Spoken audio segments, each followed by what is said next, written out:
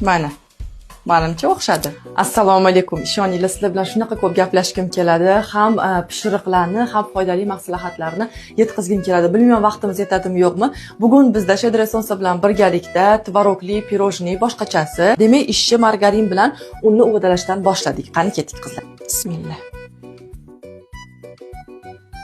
Razrixlitel bilan shakar qo'shamiz.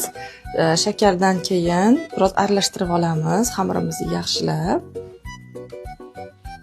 Yana ham shirinroq bo'lishi uchun biz bir qoshiq smetana yoki uyda qaymoq bo'lsa qo'shsanglar bo'ladi va tuxum qo'shishga qaror qildim, chunki pisochniy xamirlarda asosan tuxum qo'shilsa maqsadga muvofiq bo'ladi.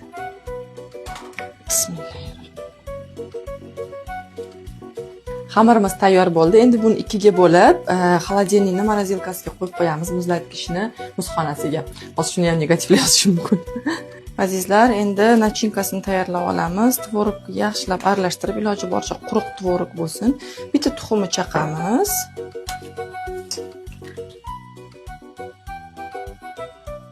Smetana qo'shsanglar ham bo'ladi. Men to'g'risi smetana olish esimdan chiqib qoldi. O'shanga ozgina qattiq qo'shmoqchiman, maylimi? Jon o'rtoqlar, sizlar smetana qo'shinglar, aytvaman, esimdan chiqib qoldi. Shuning uchun qattiq qo'shdim, lekin qattiqli versiyasi qanaqa bo'lganini ham sizlarga aytaman. Xolodilnikka olib qo'ygan dumaloqna xamirimizni, pisochniy xamirimizni yoyishni boshlaymiz. Mana mana shu shaklda xamirimizni yoyib olib, listga joylashtiramiz. Ichiga tvorogimizni va tvorogdan tashqari muzlatilgan meva bo'lsa ham bo'ladi. Men topa olmadim, shuning uchun olchali murabboyimiz bor, o'shani qo'shib chiqaman, maylimi? Bismillah.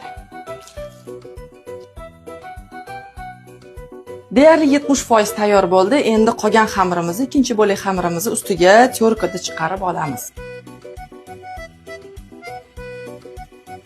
Ustiga tyorkadan chiqarib oldik. Endi 180 gradusga 40 daqiqaga qo'yamiz. Pirogimiz pishishini kutamiz. 180 gradusga 40 minutga pishirib olasiz degandim. Demak, tayyor bo'ldi. Mana. Menimcha o'xshadi. Siz nima deb o'ylaysiz? Kommentariyada fikringizni qoldiring.